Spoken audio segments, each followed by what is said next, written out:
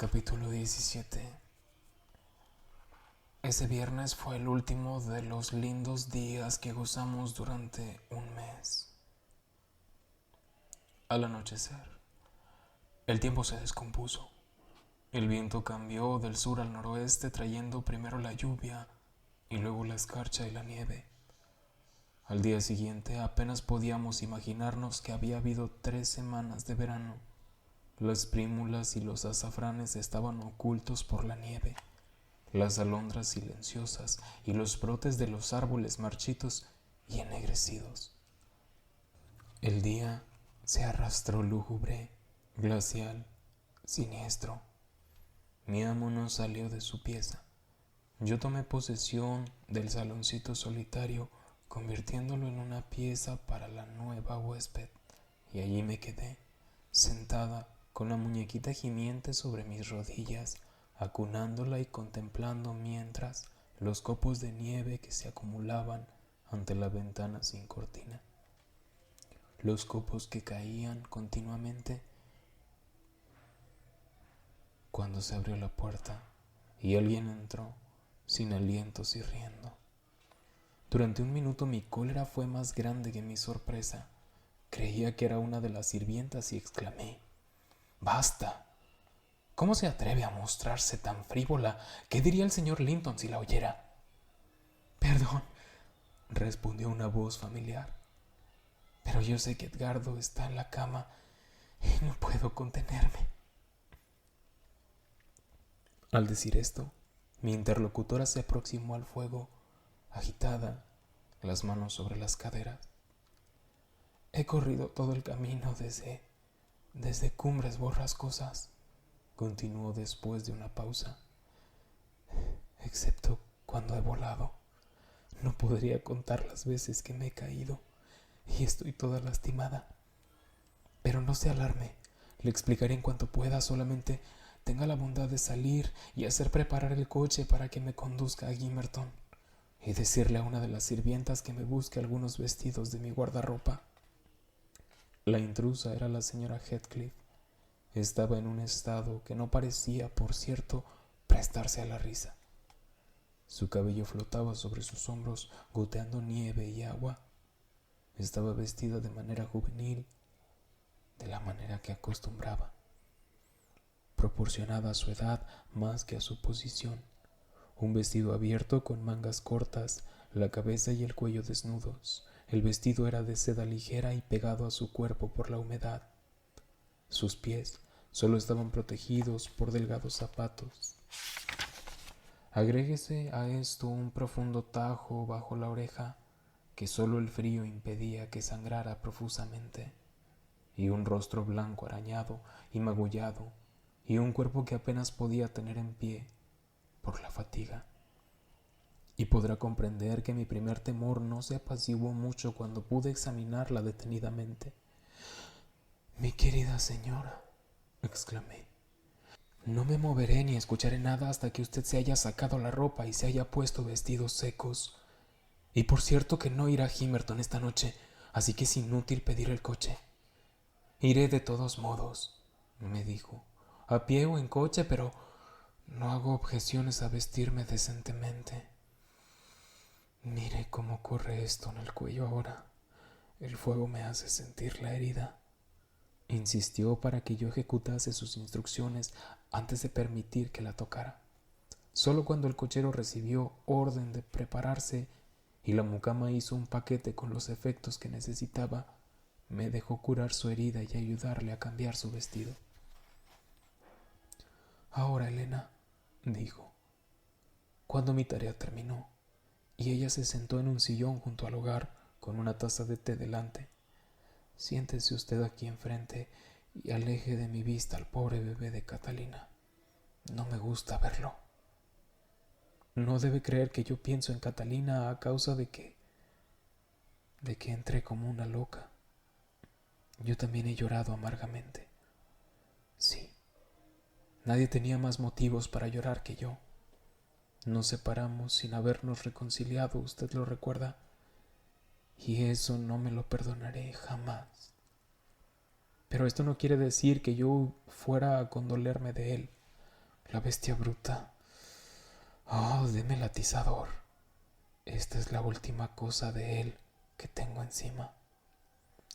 Retiró de su dedo el anillo de oro y lo arrojó al suelo. Quiero aplastarlo, continuó, golpeándolo con una rabia infantil, y quiero quemarlo. Y tomó el objeto y lo arrojó al fuego en medio de los carbones. Bien, tendrá que comprar otro, si me encuentra. ¿Sería capaz de venir a buscarme aquí para martirizar a Edgardo? No quiero quedarme. Me da miedo que esta idea se le ocurra en su mente depravada. Y además, Edgardo no ha sido bueno conmigo. ¿No es cierto? Yo no quiero pedirle asistencia, ni quiero causarle nuevas preocupaciones. La necesidad me ha obligado a buscar abrigo aquí, aunque si no hubiera estado segura de encontrarlo, me habría quedado en la cocina. Me habría lavado la cara, me habría calentado, le habría pedido a usted que me lo trajera, que me trajera lo que necesitaba, y habría partido de nuevo para ir a cualquier parte fuera del alcance de mi maldito. De ese demonio encarnado. ¡Ah, qué furia tenía! Si me hubiera atrapado. Es lástima que Earnshaw no tenga tanta fuerza como él. No me habría escapado hasta haberlo visto vencido si Hindley hubiera sido capaz de eso. Bueno, no hable tan ligero, señorita, la interrumpí. Va a desatarse el pañuelo que le he atado al cuello y su herida va a sangrar de nuevo. Beba su té, coma un poco de pan y déjese de reír. La risa está fuera de lugar bajo este techo y en el estado en que usted se encuentra. Es una verdad innegable, replicó. Escuche a ese niño, llora sin detenerse. Mándelo donde no lo oiga durante 1 hora. No me voy a quedar más tiempo. Toqué el timbre y lo encomendé al cuidado de una sirvienta, y luego le pregunté qué cosa la había obligado a escaparse de Cumbres Borrascosas con esa indumentaria tan desusada, y dónde pensaba ir si se negaba a permanecer con nosotros. Yo debería y querría quedarme, me respondió, para reconfortar a Edgardo y hacerme cargo del bebé, y porque la granja es mi verdadero hogar, pero estoy segura de que él no me lo va a permitir. ¿Cree usted que él podría soportar que yo engordara y me alegrara? ¿Y que soportaría el pensamiento de que estemos acá tranquilos y no resolviera envenenar nuestra quietud? Ahora tengo la satisfacción de estar segura de que me detesta hasta el punto de que sufre seriamente cuando me oye o me ve. Advierto que, cuando comparezco en su presencia, los músculos de su rostro se contraen involuntariamente en una expresión de odio. Odio que proviene en parte de su conocimiento de las buenas razones que yo tengo para sentir lo mismo que él, y en parte de una versión original. Esto es suficiente para que yo sienta con certeza que no me perseguirá a través de Inglaterra si me escapo. Es necesario, por consiguiente, que me aleje. Me he curado de mi deseo primitivo de que me matara. Ahora preferiría que se matara él mismo. Ha extinguido totalmente mi amor, de modo que estoy tranquila. Todavía puedo recordar cuánto lo amé. Puedo imaginarme vagamente que podría seguir amándolo si... No, no. Aunque me hubiera mimado, su naturaleza diabólica se habría revelado de un modo o de otro. Es preciso que Catalina tuviera un gusto terriblemente pervertido para estimarlo tan tiernamente, conociéndolo tan bien como lo conocía. Monstruo, ojalá pudieras borrarte de la creación y de mi recuerdo. Es un ser humano, le dije. Sea más caritativa. Hay otros peores que él. No es un ser humano, replicó, y no tiene derecho a mi caridad. Le di mi corazón y él lo tomó y lo destrozó y me lo devolvió muerto. La gente siente con el corazón, Elena, y desde que él destrozó el mío no tengo fuerzas para sentir nada por él. Y no sentiría nada, aunque lo oyera gemir hasta su último día y llorara lágrimas de sangre por Catalina. No sentiría nada. Aquí Isabel comenzó a llorar, pero secando inmediatamente sus lágrimas prosiguió. Me ha preguntado qué me determinó a huir. Debía hacerlo, porque había llegado a enfurecerlo de tal modo que sobrepasaba su malignidad. Se necesita más sangre fría para arrancar los nervios con las pinzas puestas al rojo que para matar de un golpe en la cabeza. Se excitó hasta el punto de olvidar la prudencia demoníaca de que se jactaba e iniciar la violencia mortífera. Yo sentía placer en exasperarlo. El sentimiento de placer despertó en mí el instinto de conservación y me escapé. Y si vuelvo a caer en sus manos, su venganza será terrible.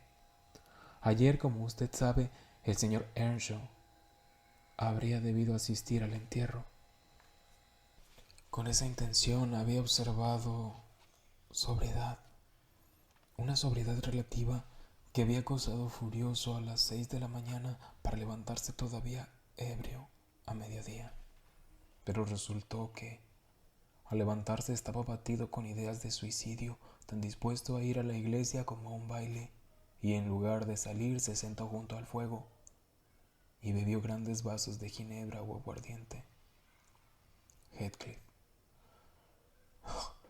Tiemblo al nombrarlo. Había sido un extraño en la casa desde el domingo hasta hoy. Si los ángeles lo han alimentado o sus parientes del infierno, no sé decirlo, pero no ha comido con nosotros desde hace una semana. Volvía el alba y subía a encerrarse en su pieza, como si alguien hubiera deseado buscar su compañía. Allí se quedaba rezando como un metodista, solo que la divinidad que imploraba no es más que polvo y cenizas inanimados, y que, cuando se dirigía a Dios, lo confundía curiosamente con el demonio. Después de haber concluido esas preciosas oraciones, que duraban hasta que la voz se le estrangulaba la garganta, volvía a salir, siempre derecho a la granja. Me sorprende que Edgardo no haya llamado a la policía para hacerlo detener. En cuanto a mí, por más triste que estuviera por la muerte de Catalina, no podía dejar de considerar como una fiesta ese tiempo que me libraba de una presión degradante. Recuperé coraje suficiente para escuchar, sin llorar, las eternas reprimendas de José, y para ir y venir por la casa con paso menos furtivo que antes.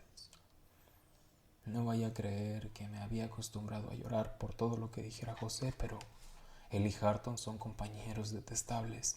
Preferiría quedarme con Hindley y oír sus terribles maldiciones que con el amito y su fiel defensor, ese odioso viejo. Cuando Heathcliff está en casa, o bien debo refugiarme en la cocina, en la sociedad con ellos, o tiritar en las piezas desocupadas llenas de humedad. Cuando no está, como ocurría esta semana, instalo una mesa y una silla en la sala junto al fuego, y no me ocupo de lo que hace el señor Earnshaw, como él tampoco se ocupa de lo que yo hago. Está más tranquilo ahora que antes, si no se le provoca, más sombrío y abatido y menos furioso. José afirma que es un hombre cambiado, que el Señor ha tocado su corazón y lo ha salvado, como por el fuego. No he podido todavía descubrir los signos de ese cambio favorable, pero no me concierne. Anoche me quedé sentada en un rincón leyendo algunos viejos libros hasta medianoche. Me parecía tan siniestro subir con la nieve furiosa afuera y mis pensamientos continuamente atraídos por el cementerio y la tumba recién abierta. Apenas me atrevía a levantar los ojos de la página. Esa melancolía, esa escena melancólica, ocupaba su lugar.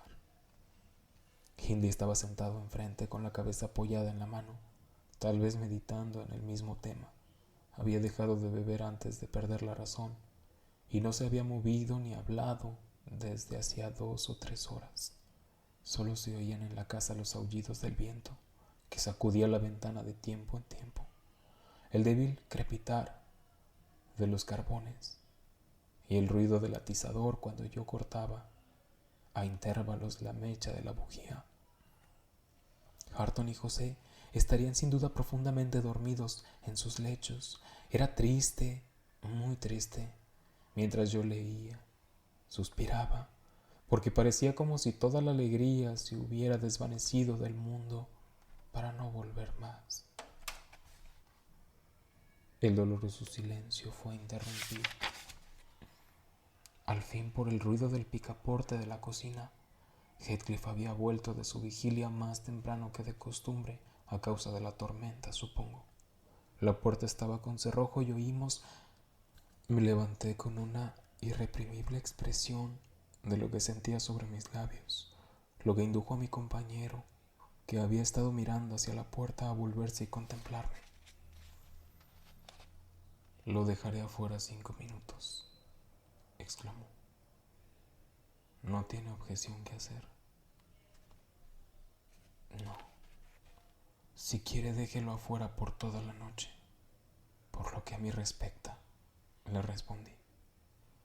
«No dude, ponga la llave en la cerradura y corra los cerrojos». Earnshaw obedeció antes de que su huésped hubiera llegado al frente de la casa.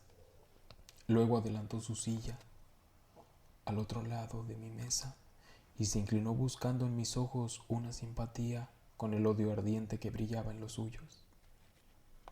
Como tenía el aspecto y los sentimientos de un asesino, no encontró exactamente eso, pero descubrió lo bastante para animarlo a hablar. «Usted y yo», dijo, «tenemos una cuenta que arreglar con el hombre que está afuera. Si no fuéramos unos cobardes, podríamos unirnos para saldarla. ¿Es usted tan débil como su hermano? ¿Cree usted poder soportarlo todo hasta el final sin obtener alguna vez una reparación?» «Estoy cansado de soportarlo», le respondí, «y me sentía feliz si encontrara una venganza que luego no recayera sobre mí misma. Pero la traición y la violencia son lanzas de 2 puntas, hieren a quienes las emplean más que a sus enemigos. La traición y la violencia son la justa recompensa de la traición y de la violencia», exclamó Heathcliff. «Señora Heathcliff, no le pido que haga nada, pero siéntese tranquila y muda. ¿Puede hacer eso? Estoy seguro de que tendrá tanto gusto como yo en ser testigo del fin de la existencia del demonio. La matará usted si no lo toma por sorpresa, y a mí me arruinará. El diablo se lleve a ese villano. ¡Qué infernal!». Golpea la puerta como si ya fuese aquí el amo. «Prométame callarse, y antes de que el reloj suene, es la 1 menos 3 minutos, será usted una mujer libre». Sacó el arma que yo le describí en mi carta y quiso apagar la vela. Yo se la arranqué y le tomé del brazo. «No me callaré. Usted no lo tocará. Deje la puerta cerrada y quédese tranquilo». «No, estoy resuelto y por Dios que lo voy a ejecutar», gritó él desesperado. «Le haré a usted un servicio a pesar suyo y le haré justicia a Hareton. No necesita mortificarse para protegerme luego. Catalina ha muerto. Ningún ser viviente me lamentaría ni se avergonzaría de mí si yo me cortara en este momento el cuello. Y es tiempo de que esto termine. Tanto habría valido luchar con un oso o razonar con un loco. El único recurso que me quedaba era correr a la ventana y avisar a la víctima designada de la suerte que lo esperaba. «Harías mejor en buscar refugio en otra parte esta noche», exclamé en tono más bien triunfante. «El señor Earnshaw se ha propuesto matarte si insistes en entrar». Harías mejor en abrir la puerta, pedazo de... me respondió, calificándome con un epíteto que prefiero no repetir. No me voy a meter más en el asunto, repliqué. Entra y hazte matar si te place. Yo he cumplido mi deber. Diciendo esto, cerré la ventana y volví a mi lugar junto al fuego. Tenía demasiada poca hipocresía a mi servicio para fingir ansiedad por el peligro que lo amenazaba. Earnshaw me llenó de maldiciones. Afirmó que yo amaba todavía al malvado y me dijo toda clase de insultos por la cobardía que demostraba, y yo, en el secreto de mi corazón, y mi conciencia no me lo reprochaba, pensaba que sería para él una verdadera bendición si Heathcliff lo libraba de su miseria, y que sería una bendición para mí si él mandaba a Heathcliff a la morada que le convenía. Mientras yo hacía estas reflexiones, sentí que la ventana que estaba detrás de mi silla caía al suelo por un golpe dado de afuera, y que el rostro siniestro de mi marido aparecía en el quicio. Sus cabellos, sus ropas estaban blancos de la nieve, y sus dientes agudos de caníbal, abiertos por el frío y la rabia, brillaban en la oscuridad. Isabel, déjame entrar o te arrepentirás, gruñó. Como dice José. No puedo cometer un asesinato, le repliqué. El señor Hindley está de centinela con un cuchillo y una pistola cargada. Déjame entrar por la puerta de la cocina, dijo. Hindley estará allí antes, le respondí. Qué pobre el amor tuyo, que no puede soportar una tormenta de nieve. Nos has dejado en paz en nuestras camas mientras brillaba la luna de verano, pero apenas vuelve una ráfaga de invierno, tienes que correr a refugiarte. Heathcliff, si yo fuera tú, iría a tenderme sobre la tumba de ella para morir como un perro fiel. El mundo ya no es digno de ser vivido, ¿no es cierto? Me has impreso claramente la idea de que Catalina era la única alegría de tu vida. No quiero creer que pienses en sobrevivir a su pérdida. Está allí, ¿no es cierto?, exclamó Hindley, corriendo a la ventanita. Si puedo pasar el brazo afuera, conseguiré herirlo. Temo, Elena, que usted me considere una malvada, pero usted no sabe nada. No se apresure a juzgar. Por nada del mundo habría ayudado o incitado a un atentado, ni siquiera contra él. Pero deseaba su muerte. Sentí pues un terrible despecho y miedo por la consecuencia de mis burlas cuando se arrojó sobre el arma de Earnshaw para arrancársela de las manos. El tiro salió y el cuchillo, cerrándose para atrás, se hundió en la muñeca de su poseedor. Heathcliff se lo arrancó brutalmente, desgarrando las carnes, y se lo puso chorreando de sangre en el bolsillo. Luego tomó una piedra, rompió la división entre las dos ventanas y saltó dentro de la pieza. Su adversario había caído desmayado por el excesivo dolor y la pérdida de sangre que brotaba de una arteria o de una gran vena. El malvado lo pisoteó y le golpeó repetidamente la cabeza con los mosaicos, reteniéndome mientras tanto con una mano para evitar que llamara a José. Dio pruebas de un dominio de sí sobrehumano al abstenerse de terminar con él por completo. Ya por fin, ya sin aliento, se detuvo y arrastró el cuerpo aparentemente inanimado hasta el banco. Desgarró entonces la manga del saco que Earnshaw y vendó la herida con una rudeza brutal, escupiendo y maldiciendo durante la operación con tanta energía como la que había usado para golpearlo. De vuelta a la libertad, no perdí tiempo en ir a buscar al viejo sirviente, el cual, habiendo terminado por comprender el sentido de mi atropellado relato, corrió abajo agitado, bajando la escalera de dos en dos. ¿Qué hace ahora? ¿Qué hace ahora? Hay que hacer esto, tronó Heathcliff. Su amo está loco y si vive un mes todavía habrá que encerrarlo en un sanatorio. ¿Cómo diablos cerró todas las puertas estando yo afuera? Viejo perro desdentado. No se quede allí gruñendo y murmurando. Vamos, yo no voy a cuidarlo. Limpie todo esto. y tenga cuidado con él y la bujía. La mitad es aguardiente. Así que ha querido matarlo, exclamó José, alzando las manos y los ojos horrorizado. Nunca he visto nada igual. Pueda el Señor.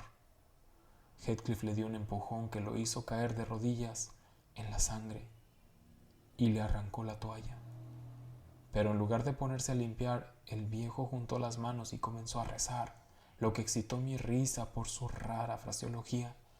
Yo estaba en condiciones de no asombrarme por nada. De hecho, tan indiferente como se muestran algunos criminales al pie del caldazo.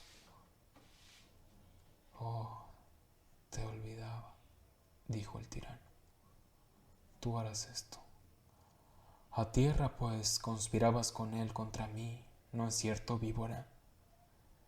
Bien, ahí hay trabajo para ti. Me sacudió hasta hacerme chocar los dientes y me arrojó junto a José, quien continuó sus plegarias sin inmutarse y luego se levantó jurando que se iba inmediatamente a la granja. El señor Linton era magistrado y aunque hubiera perdido 50 mujeres, debía hacer una investigación sobre el caso. Se obstinó tanto en resolución que Heathcliff consideró útil exigirme que hiciera una recapitulación de lo que había pasado.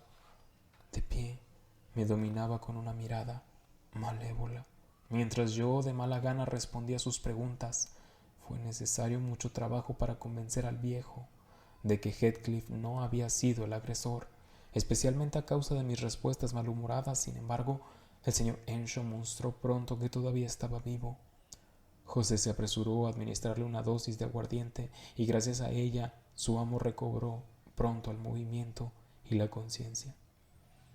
Heathcliff, viendo que su adversario ignoraba el tratamiento recibido mientras estaba insensible, le dijo que había delirado por la intoxicación y agregó que no hablaría más de su conducta, que fue atroz, pero que le aconsejaba que se fuera a la cama. Con gran alegría de mi parte nos dejó después de este juicioso consejo y Hindley se extendió sobre la piedra del hogar. Yo me encerré en mi cuarto asombrado de haber escapado a tan poco costo. Esta mañana, cuando bajé alrededor de media hora antes de mediodía, el señor Earnshaw estaba sentado junto al fuego, muy enfermo. Su demonio malo, casi tan pálido y fantasma como él, se apoyaba contra la chimenea. Ni uno ni otro parecían pensar en comer, por lo cual, después de esperar a que todo se enfriara sobre la mesa, comencé sola. Nada me impedía comer con buen apetito y cuando por intervalos dirigía la mirada hacia mis silenciosos compañeros experimentaba un cierto sentimiento de satisfacción y superioridad y sentía en mi interior la alegría de una conciencia tranquila. Cuando terminé, me permití la desacostumbrada libertad de acercarme al fuego, pasando por detrás de la silla de Earnshaw, y me arrodillé en el rincón a su lado. Heathcliff no prestó atención a mi movimiento y yo alcé los ojos y contemplé sus facciones con tanta confianza como si se hubiera convertido en piedra. Su frente, que me parecía tan varonil y que ahora considero tan diabólica, estaba sombreada por una pesada nube. Sus ojos de basilisco se encontraban casi extinguidos por el insomnio y acaso por las lágrimas, porque las pestañas estaban húmedas todavía, sus labios cuya expresión feroz todavía ha desaparecido. Se apretaba con indecible tristeza. Si hubiera sido otro, me habría cubierto la faz en presencia de tanto dolor. En su caso me alegré, y por más innoble que parezca insultar a un enemigo caído, no pude por más contenerme de lanzarme un dardo. En esta ocasión, su debilidad me proporcionaba la delicia de volverme mal por mal. Oh, señorita, interrumpí, podría creerse que usted no ha abierto una Biblia en su vida. Si Dios aflige a sus enemigos, eso seguramente tendría que bastarle. Es una cosa vil y presuntuosa agregar torturas a las que se proporciona por medio de Dios. En general reconozco que es así, Elena, prosiguió ella. Pero ¿Qué suplicio infligido a Heathcliff podría contentarme si yo no participo en él? Preferiría que supiera menos. Siempre que yo pudiera ser la causa de sus sufrimientos, él supiera que yo soy la causa. Me debe tantas cosas.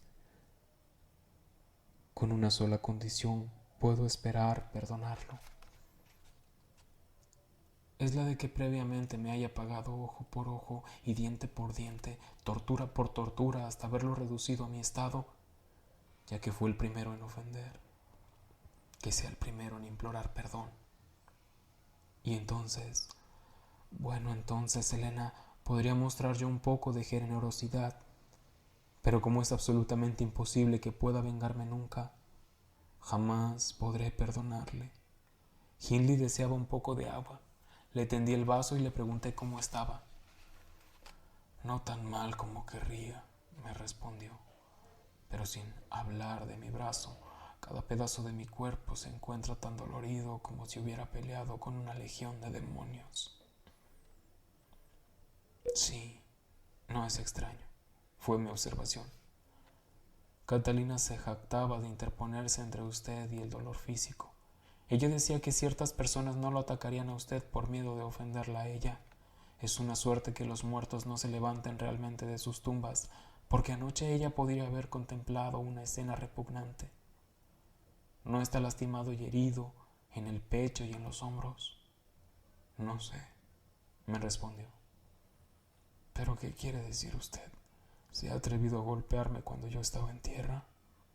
Efectivamente, lo pisoteó, lo golpeó contra el suelo, le dije en voz baja. Tenía tantas ganas de desgarrarlo con los dientes que se le llenaba la boca de espuma. Porque no es hombre más que a medias, ni siquiera tanto es un demonio.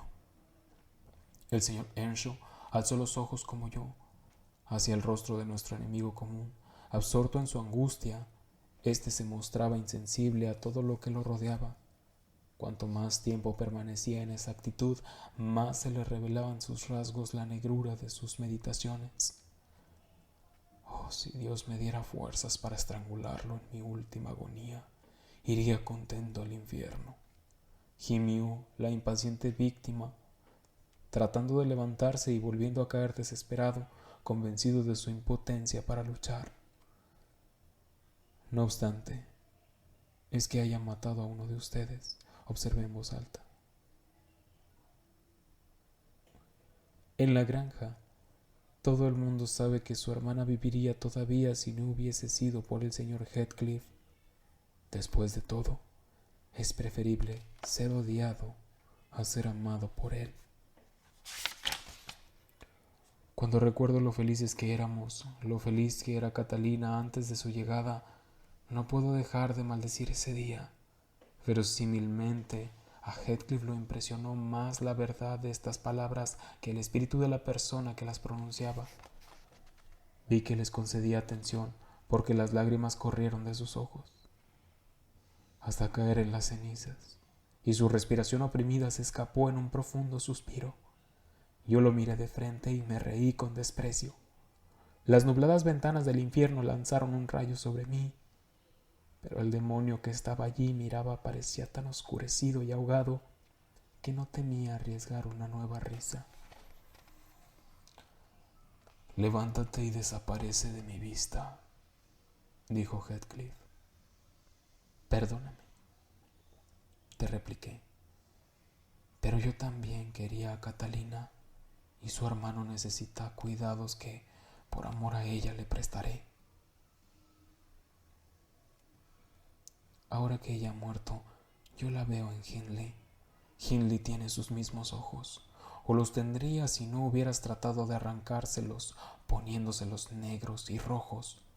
Y levántate, miserable idiota, antes de que te aplaste bajo mis pies», gritó haciendo un movimiento que me hizo hacer otro a mí.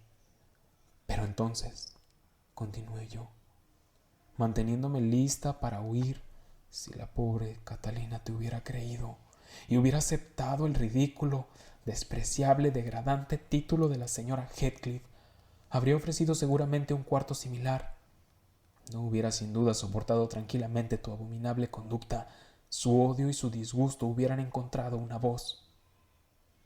El respaldo del banco y la persona de Earnshaw se interponían entre él y yo, de modo que, en vez de tratar de alcanzarme, tomó un cuchillo de la mesa y me lo lanzó al rostro. La hoja me golpeó debajo de la oreja y detuvo la frase que ya estaba en tren de pronunciar, pero, retirándola, corrí a la puerta y le dije otras. Espero que haya penetrado más profundamente que su proyectil. La última imagen que tuve de él fue un furioso salto detenido por su huésped, que lo tomó del cuerpo. Los dos rodaron abrazados delante de la chimenea. En mi huida a través de la cocina, le dije a José que fuera rápido a ver a su amo. Derribé a Hareton, que estaba ocupado en colgar unos perritos del respaldo de una silla del corredor, y feliz como un alma escapada del purgatorio, salté, corrí, volé por la ruta escarpada y luego, despreciando sus vueltas, me lancé directamente a través del campo, cayéndome sobre los bancos y hundiéndome en los pantanos. Me precipitaba con la cabeza baja hacia mi faro de luz de la granja, y prefería que me condenaran a vivir perpetuamente en las regiones infernales antes de que habitar, aunque fuera por una sola noche más, bajo los techos de cumbres borrascosas. Isabel se calló y tomó una taza de té. Luego se levantó y pidió que le pusiera su sombrero y un gran chal que yo le había traído. Y sorda a mi pedido de que se quedara una hora más, subió sobre su silla, besó los retratos de Edgardo y Catalina, me besó también a mí, y bajó hasta el coche acompañada por Fanny, que lloraba de alegría por haber recuperado a su ama. Partió para no volver más a su país, pero una correspondencia regular se estableció entre ella y mi amo cuando las cosas se arreglaron un poco. Creo que ella había elegido una nueva morada en el sur, cerca de Londres. Allí tuvo su hijo. Pocos meses después de su fuga, el niño recibió el nombre de Linton, y desde el principio ella lo pintó como una criatura enfermiza e irritable. El señor Heathcliff, encontrándome un día en el pueblo, me preguntó dónde vivía ella. Yo me rehusé a decírselo. Él replicó que eso le importaba poco, pero que debía guardarse bien de venir a vivir con su hermano. Él lo impediría, aunque tuviera que llevársela consigo. Por más que yo no quise darle ningún informe, descubrió al fin, por medio de algún otro sirviente, el lugar de su residencia y la existencia del niño. Sin embargo, no la molestó, lo que se debió sin duda a la aversión que ella le inspiraba. Me preguntaba a menudo por el niño cuando me veía, y cuando oyó su nombre, sonrió malignamente y observó: quieren que también lo odie, sin duda. Yo no creo que ellos deseen que usted sepa nada del niño, le respondí. Lo tendré conmigo, dijo. Cuando yo quiera, pueden contar con ello. Afortunadamente, la madre murió antes de que llegara ese momento.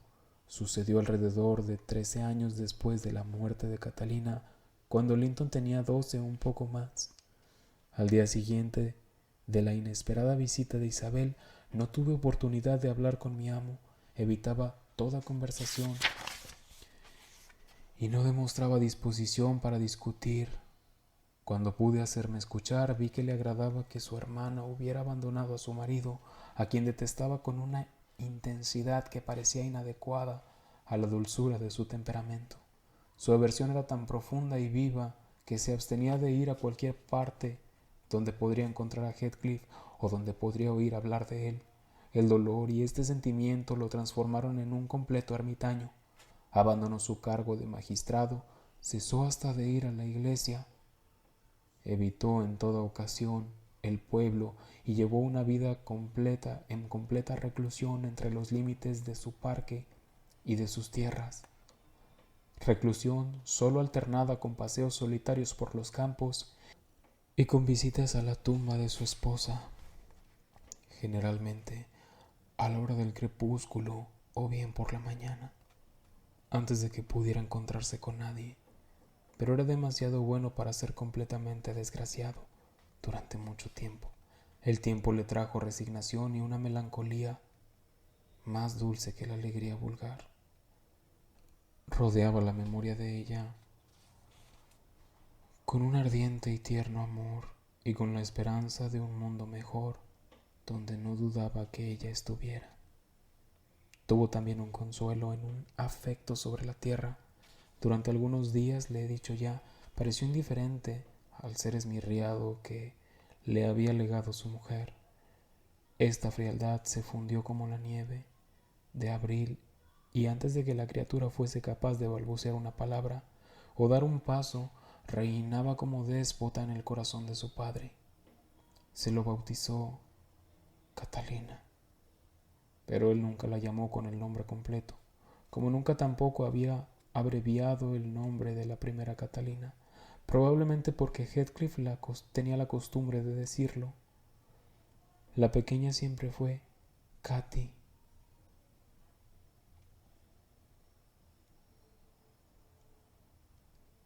Con lo que la distinguía a su madre, vinculándola con ella al mismo tiempo. Y su cariño por la niña nació de este vínculo con la madre, más que del hecho de que fuera suya propia. Yo comparaba a veces a Hindley Earnshaw con él, y no llegaba a explicarme de manera satisfactoria por qué la conducta de ambos era tan opuesta en circunstancias similares. Los dos habían sido tiernos esposos y ambos querían a sus hijos, y yo no comprendía por qué no habían seguido los dos en el mismo camino del bien o en el mal. Pero me decía Hindley, con una cabeza aparentemente más fuerte, se ha mostrado lastimosamente inferior y más débil cuando su barco naufragó. El capitán abandonó el puesto y la tripulación, en lugar de salvar al navío, se libró a la indisciplina y al desorden, destruyendo toda esperanza. Linton, por el contrario, desplegó verdadero coraje. De un alma leal y fiel, creyó en Dios y Dios lo ha consolado. Uno esperó y el otro desesperó. Cada uno ha elegido su suerte y ha sido condenado rigurosamente a soportarla. Pero usted no necesita oír mis sermones morales, señor Lockwood. Usted es tan capaz como yo de juzgar esas cosas, o al menos las cree, lo que es lo mismo. El fin de Earnshaw fue lo que podía haberse esperado.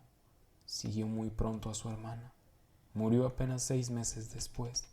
Nosotros no hemos sabido nunca. En la granja, ¿cuál fue su estado en este periodo? Todo lo que supimos nos lo dijeron al ir a ayudar a los preparativos del funeral. El señor Kenneth vino a anunciar el hecho a mi amo. «Bien, Ellie», dijo, entrando a caballo una mañana en el patio, demasiado temprano para que no me alarmara con su presentimiento, con el presentimiento de malas noticias. «Ha llegado nuestro turno para llorar. ¿A qué no sabe quién nos falta desde hoy?» «¿Quién?», pregunté conmovida. «¿Quién?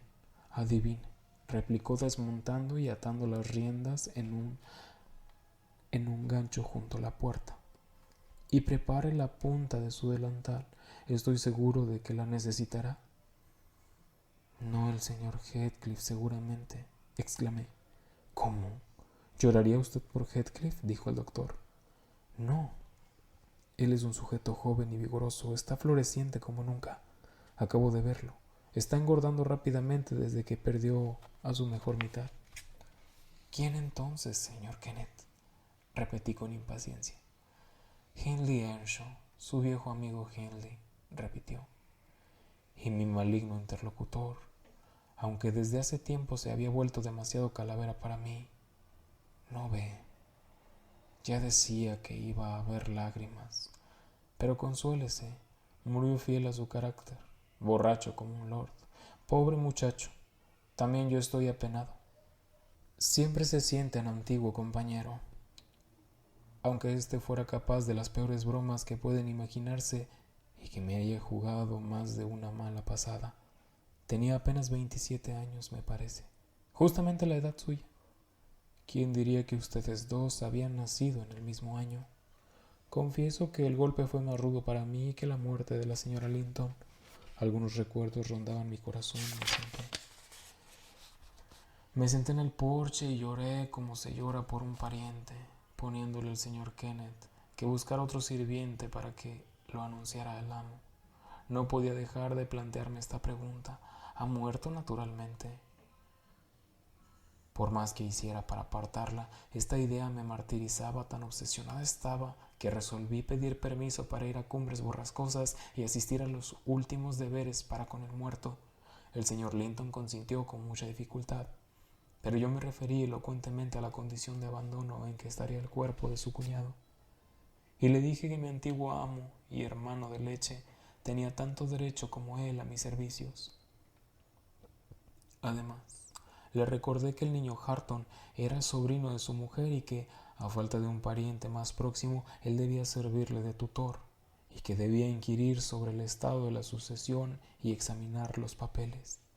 Él se sentía incapaz de ocuparse de todo eso, pero me encargó que hablara con su abogado, y al fin me permitió partir. Su abogado lo había sido también de Earnshaw. Pasé por el pueblo y le rogué que me acompañara. Sacudió la cabeza y me aconsejó que dejáramos tranquilo a Heathcliff. Me afirmó que, si la verdad se conociera, se descubriría que Hareton era poco menos que un mendigo. El padre ha muerto endeudado, agregó. Toda la propiedad está hipotecada y la sola esperanza de que quede el heredero natural es que encuentre una oportunidad de despertar algún interés en el corazón de su acreedor, a fin de que éste se incline a tratarlo con indulgencia. Cuando llegué a Cumbres, expliqué que había ido para ver si todo se hacía correctamente, y José, que tenía aire suficientemente triste, expresó su satisfacción por mi presencia. El señor Heathcliff dijo que no veía que me necesitaran, pero que podía quedarme y disponer de las cosas para el funeral si así lo deseaba. En justicia, observó, el cuerpo de este loco debería enterrarse en el cruce de caminos sin ceremonia de ninguna especie. Lo dejé por 10 minutos ayer en la tarde y se aprovechó ese intervalo para cerrarme las dos puertas de la sala donde pasó la noche emborrachándose deliberadamente. Entramos esta mañana porque lo oíamos roncar como un caballo y allí estaba, extendido sobre el banco. Podíamos haberlo desollado sin que se despertara. Mandé llamar a Kenneth y vino, pero no antes de que la bestia se hubiera convertido en carroña. Estaba muerto, frío y rígido, por lo cual convendrá usted conmigo en que no hay que hablar demasiado del asunto. El viejo sirviente confirmó el relato, pero murmuró: hubiera preferido que hubiese ido él mismo a buscar al doctor. Yo habría cuidado al amo mejor que él. No estaba muerto cuando lo dejé, ni mucho menos. Insistí en que los funerales fueran decentes. Me dijo el señor Heathcliff que podía hacer lo que quisiera. Solamente deseaba que yo recordara que el dinero para todo ese asunto salía de su bolsillo. Mantuvo una actitud fría, indiferente, que no indicaba alegría ni pena. Si algo expresaba era la cruel satisfacción por haber ejecutado con éxito una tarea difícil. Yo observé, sin embargo, una vez sobre su rostro una expresión que parecía exultante. Fue en un momento en que el ataúd salía de la casa, tuvo la hipocresía de vestirse de luto y antes de seguir con Hareton hizo subir sobre la mesa al desgraciado niño y murmuró una plegaria singular. Ahora, muchachito, eres mío, y veremos si un árbol no crece tan torcido como otro cuando el mismo viento los curva. La ingenua criatura escuchó estas palabras con placer, jugaba con los bigotes de Heathcliff y le golpeaba las mejillas. Pero yo comprendí lo que quería decir y observé secamente: este niño debe volver conmigo a Thrushcross Grange, señor. Nada en el mundo le pertenece menos que él. ¿Linton? ¿Linton lo dijo?, preguntó. Sin duda. Me ha ordenado que lo lleve, le respondí. Bien, dijo el bandido. No discutiremos el asunto ahora, pero tengo ganas de ensayarme en la educación de un niño. Por lo tanto, dígale a su amo que si trata de quitarme a éste, me veré obligado a reemplazarlo por el mío. No me comprometo a dejar partir a Hareton sin disputarlo, pero le aseguro que haré venir al otro. No olvide decírselo. Esta amenaza era suficiente para atarnos las manos. Se lo comuniqué de vuelta a Edgardo Linton, y Edgardo, poco interesado en el asunto desde el comienzo, no habló ya de intervenir. No creo, por lo demás, que lo hubiera hecho con éxito, aunque hubiera querido hacerlo. El huésped era ahora el amo de Cumbres Borrascosas. Su posesión era sólida, y le probó al juez, quien a su vez le probó al señor Linton, que Earnshaw había hipotecado hasta el último metro de lo que poseía para subvenir a su pasión por el juego, y que Heathcliff era el acreedor. De este modo, Hareton, que debería hoy ser el primer propietario del país, ha sido reducido a un estado de completa dependencia con respecto al enemigo inveterado de su padre, y vive en su propia casa como un sirviente, salvo que carece de la ventaja de un sueldo, completamente incapaz de ejercer su derecho, porque no tiene ningún amigo e ignora el daño de que ha sido víctima.